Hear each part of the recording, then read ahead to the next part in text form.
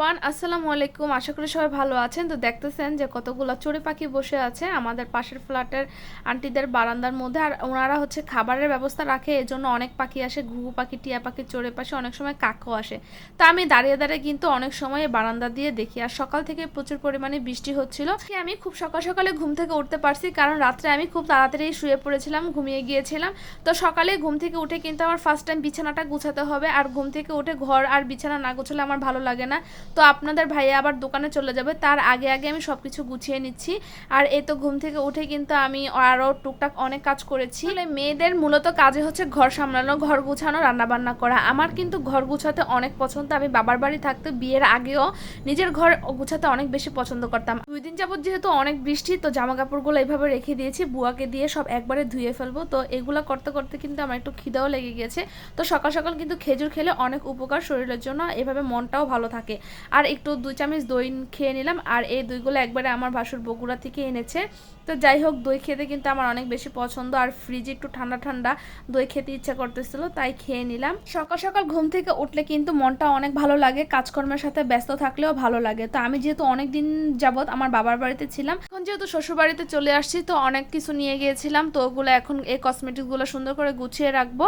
আর এই তো দেখেন আমার হচ্ছে শোকেসের অবস্থা পুরোই নাজেহাল অবস্থা হয়ে গেছে, এগুলো গুছাতে হবে। সব গুছিয়ে গাছিয়ে শেষ করে আমি ঘরটাকে একটু ক্লিন করতেছি। বুয়া আসলে ঘর ঝাড়ু দিবে, কিন্তু আমার কিন্তু প্রতিবেলায় ঘর ঝাড়ু না দিলে ভালো লাগে না। বুয়া প্রতিদিনই ঘর মুছে দিয়ে যায়, ঘর ঝাড়ু দিয়ে যায়, কিন্তু আমার প্রতিদিনই পরিষ্কার করতে হয়। তো যাই হোক, সব কাজকাম শেষ করে আমি এদিক দিয়ে সকালের জন্য হালকা একটু বোয়া রান্না করে ফেললাম। শর্টকাটে কিন্তু বোয়াটা অনেক বেশি পছন্দ। আর বোয়া রান্না করতে করতে দেখি আপনাদের ভাইয়া আমার জন্য একটি ফোন নিয়ে আসছে। করে দেখি আপনাদের ভাইয়া আমাকে ডাকতেছে, ডাকার পরে এই ফোনটা আমাকে বের করে দিল। তো বললো যে না, এটা আনবক্সিং করো। তো আমি বললাম কেন? বলতেছে যে তোমার জন্য এনেছি।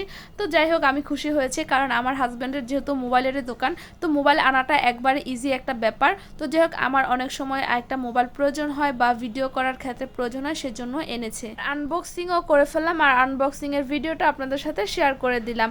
কারণ শেয়ার করবো না কেন? আমাদের লাইফের সব ঘটনা যেহেতু আপনাদের সাথে শেয়ার করি, তাও এটা কেন করবো না? একটা নতুন কোনো কিছু আনলে আমার কিন্তু দেখাতে অনেক বেশি পছন্দ। আমি আগেও যখন ঈদের মধ্যে নতুন জামা কাপড় কিনতাম, আমি বাড়ির সবাইকে দেখাতাম, আমার অনেক ভালো লাগতো, অনেক আনন্দ লাগতো। তো যাই হোক, এই তো মোবাইলটা সুন্দরই হয়েছে ব্ল্যাক কালারের মধ্যে। দিনের জন্য বেশি কিছু রান্না করব না, সকালের জন্য বউ রান্না করে ফেললাম। আর দুপুরের জন্য শুধুমাত্র এক আইটেম গরুর মাংস রান্না করব, যেহেতু গতকালকে রাত্রে রান্না করেছিলাম, সেই রান্নাগুলো রয়ে গিয়েছে। ওগুলা দিয়ে এই গরুর মাংস দিয়ে খেয়ে ফেলবে। আর গরুর মাংস কিন্তু 2-3 দিন রেখেও খাওয়া যায়। তো আমার কিন্তু অনেক ভালো লাগে গরুর মাংসটা, আমার ফ্যামিলির সবার কাছে অনেক বেশি পছন্দ। তো আজকের ভিডিওটি এই পর্যন্ত, সবাই ভালো থাকবেন, আল্লাহ হাফেজ।